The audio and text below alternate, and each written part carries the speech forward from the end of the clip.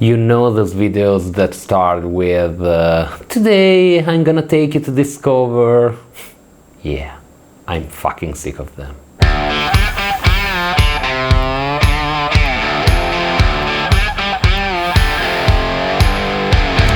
In this series I want to take you with me inside what is for sure the biggest, most complex and most exciting project I've ever taken on. Sometimes life takes unexpected turns.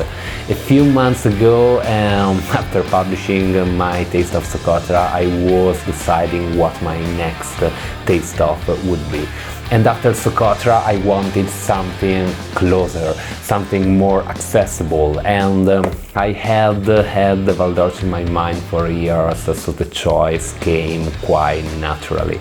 I sat down at my computer and started sending emails looking for partners, support, and someone who could help me promote the project. Among the emails I sent, one was addressed to Visit Tuscany and the tourism department of the Tuscany region. You know those emails you send already knowing that you will probably never receive a reply? Exactly. That was the mindset. A few weeks later, however, I was on a video call with them, and during this video call they told to me, hey, we really like Taste of Socotra, we like the style and the kind of storytelling. Would you be available to create something similar for Tuscany? I did not even have time to think about it, and I had already said yes.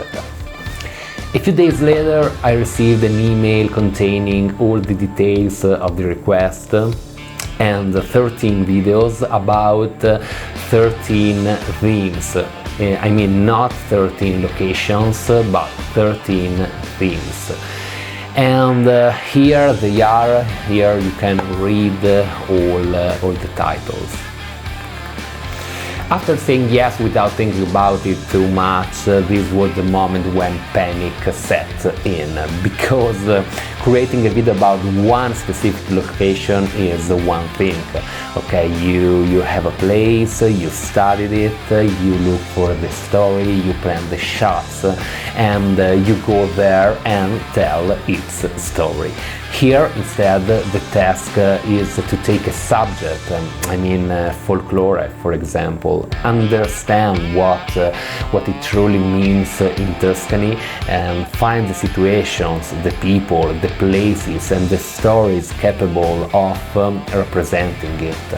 Tell that story in my own style, and do it while trying to understand an entire region. Then repeat the same process for 13 completely different themes. Yes, panic. The first problem I had to deal with was the quotation. I had never prepared a quotation for a project of this size, so I started building it with the same feeling I had when I sent that first email. They will never accept it, so I will not even have to deal with all the other problems. Quotation accepted. And so the journey began.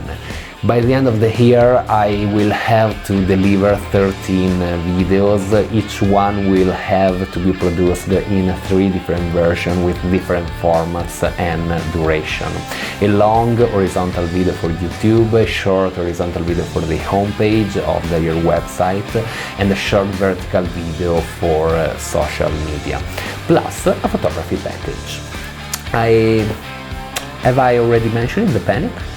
I am working on it. Right now, in this moment, I'm fully immersed in the planning stage, and I believe that in order to manage a project like this, it is essential to build a clear structure from the very beginning. The alternative would be to spend the next 6 months filming every corner of Tuscany and then completely lose my mind during the editing process. So I am trying to define what each video needs to communicate, which places and which people can represent each theme, and which emotion it needs to convey, which sequences are needed, and how to make sure that 13 films that are very different from one another still feel like part of the same project. I'm trying to push the panic away with one simple realization. This is exactly the kind of work I want to do. It is the kind of work I've been trying to build towards for years. Visit Tuscany did not ask me for the classic tourism video made up of a sequence of beautiful images, beautiful places. They do not want something that simply show the territory. They want my style, and they want something that tries to make people feel it, okay? What I call a human landscape.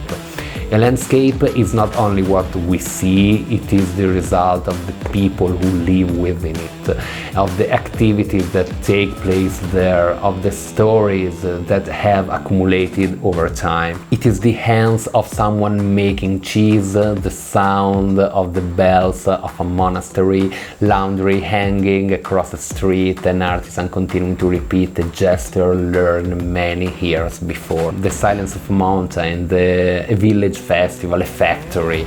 And for me, telling the story of a place means try to bring all these elements together.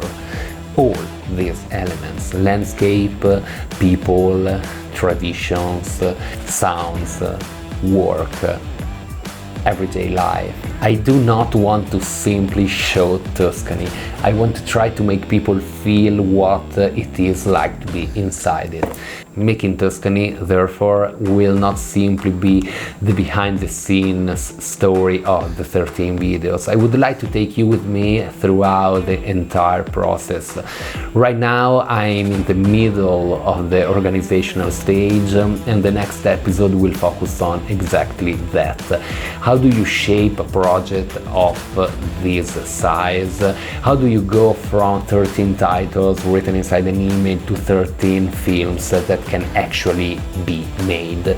I would try to share as much of this journey as possible: the creative decisions, the organization, the filming, the problems, the mistakes, and the things that will work and the things that are going to not work.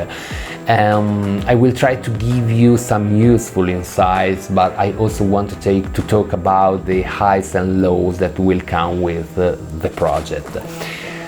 There is also another aspect we could talk about, the financial side. Preparing a quotation for 13 videos with different formats, travel expenses, shooting days, editing, equipment, collaborators, revisions, and photography was extremely complex. It was not easy to understand how to put a price on a project this large without underestimating, but neither was it easy to present an enormous figure without having a clear rationale behind it.